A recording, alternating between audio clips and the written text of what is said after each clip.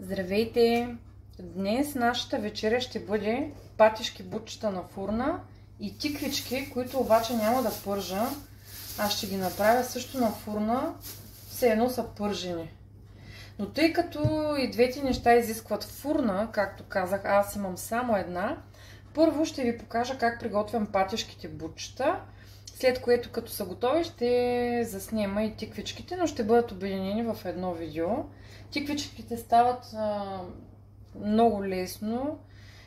Хубавото е, че стават наведнъж, т.е. няма нужда да висите на котлона и да пържите една по една. Здравословно е по този начин и става много по-бързо, както казах, и не отстъпват по вкус на пържените, сякаш така ми се струва. Патишките бутчета изглеждат така. Те се водят, мисля, че патишки маншон. Купих ги от Kaufland. Ето опаковката, съм ви я запазила да ви покажа. Патишки маншон пише точно на етикета. Може да не е бутче, но на мен така ми изглежда на бутче. Може би това е част от крилото на патицата. Много е вкусно патишкото месо.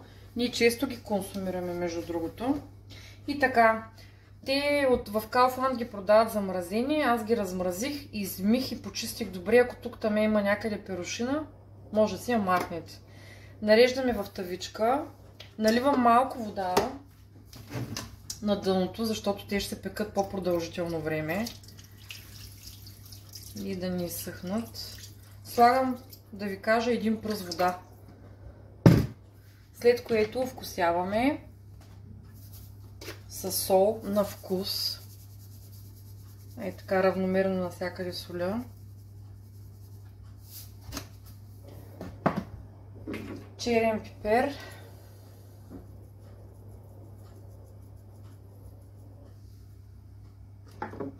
Червен пипер.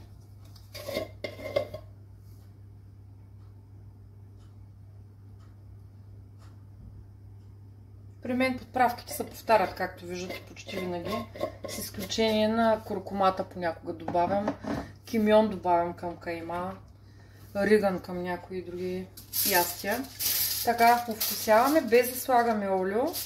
И покриваме с алуминиево фолио.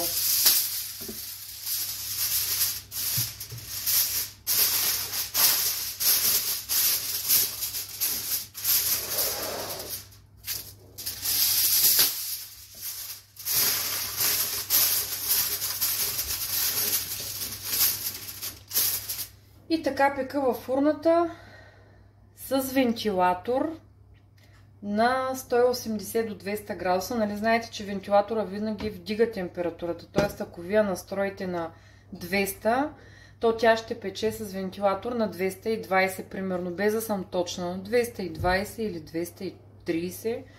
Заради това аз може би ще я направя на 180 градуса, за да стигне до 200 с вентилатор.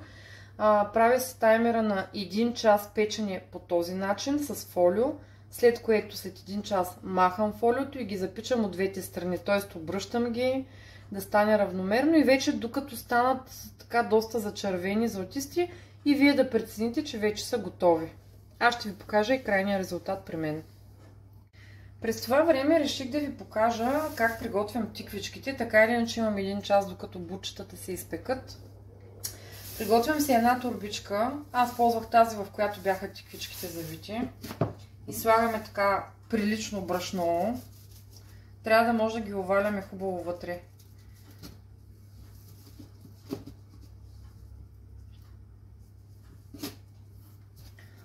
Освен брашно слагаме и галета, но доста по-малко. Е така. 1/3 на брашното слагам галета. Съвсем малко червен пипер, много малко. Може би половин чайна лъжичка. Не, ако е кафяна, може би 1 кафяна или половин чайна, да, точно така. Черен пипер, пак малко. Да кажем, там може и да е 1 чайна. И леко сол. 1 чайна лъжичка сол.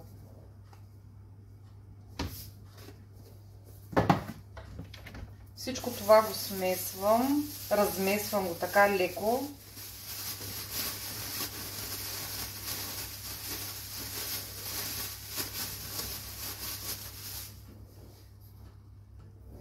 Сега е време да нарежем тиквичките.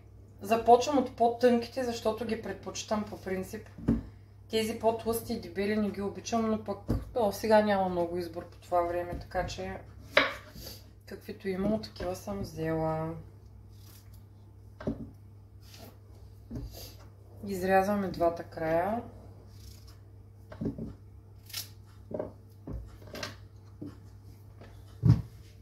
И ги режем на колелца, така както бихте ги нарязали, ако ги пържите. Аз ги режа, може би около 5 мм, половин сантиметър дебели. Не трябва и да са много тънки, защото после във фурната прегарят. А ако пък ги оставите много дебели кръгчетата, стават едни по-водни, като сварени. Ето ще ви покажа едно. Мисля, че е около 5 мм. И така режем всички тиквички.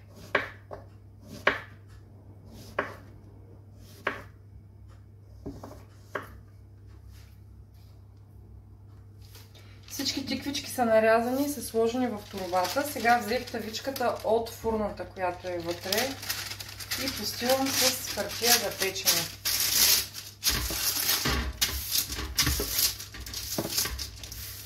След което малко зехтин слагам на дъното. На дъното, в смисъл на хартията.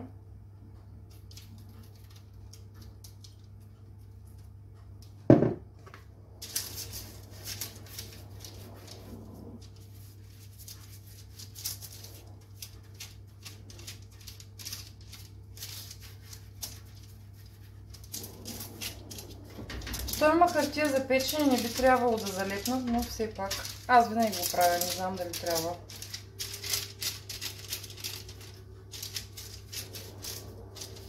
Може да ми пишете в коментарите, вие слагате ли някаква мазнина върху хартията за печене.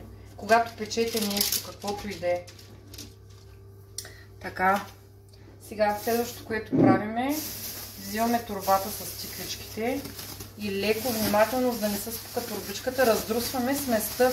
Сухата смес да отиде навсякъде върху всяко колелце, което сме нарязали. Тук държа здраво горе. Ето тя вече се спука някъде. И те май сякаш са този. Има един важен момент тук при редението на тиквичките върху хартията. Сега ще ви го покажа. Всяка следваща трябва да застъпва, т.е. да стъпва върху горната, върху предната. Ще ви го покажа и по-отблизо. Не знам дали се вижда добре.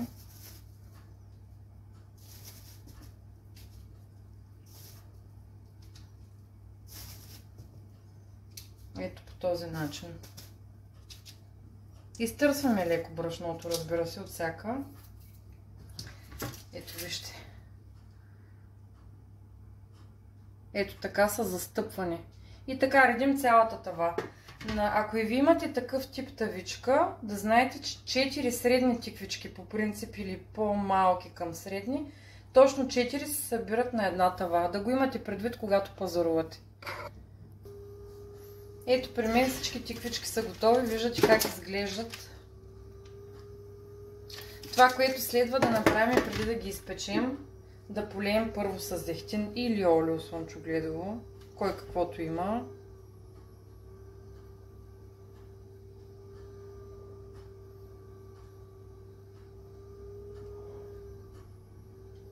Моят зехтин е много качествен и държа го в хладилник, заради което се е постегнал.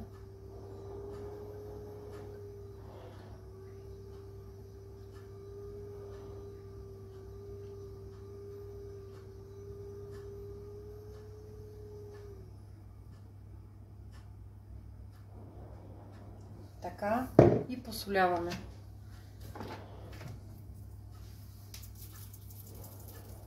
Нали, първо слагаме мазнината и после солта, за да може да полепне.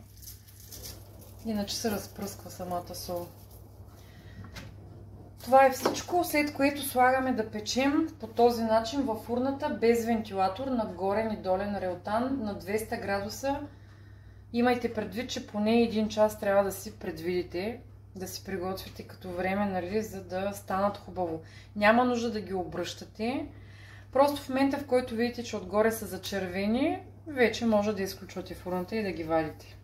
А сега ще ви покажа, тъй като ми остана една тиквичка, какво ще направя с нея. Понеже една тиквичка аз не мога да я сготвя и най-вероятно тя и така и ще си замине без нищо да се е случило с нея.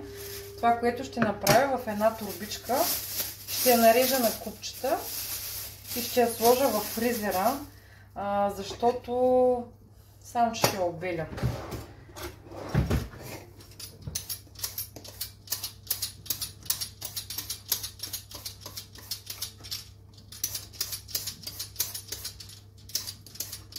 Когато е обелена и е на купчета, мога после да я използвам за различни ястия, супи. Тя самата тиквичка по този начин после се разтапя и дава една плътност. Разбирате ли, има някои ястия, които после изглеждат едни такива, как да кажа, чорбаливи, едни прозрачни. А пък тиквичка, когато сложите, тя дава една плътност. Става много хубаво. Така или иначе на мен една ми остана. Нищо не ми пречи да си я мушна във фризера. И когато ми потрябва, ако си правите зеленчукова супа, също може да използвате. Реже на такива купчета. Все едно картофче, нищо. Така, остана да ви покажа готовия резултат на патешките бучета и на тиквичките. Ще направя един десерт, но още не съм решила дали да го заснема. Той е здравословен. Представлява мус от аквафаба, т.е. от водата на нахут. Звучи много неприятно, но между другото става много вкусно. И разтопен черен шоколад на водна баня. Двете неща се смесват и става супер. Това е, че аквафабата, водата от нахута, трябва да се разбива доста време с миксер, между 8 и 10 минути най-малко. Измислих си един пандишпанов блат, който да изпека с кокосова захар и брашно от лимец. Но брашното от лимец ще го пресея. Та така, може би ще направя едно отделно видео с този десерт или не знам, не съм решила още. До скоро!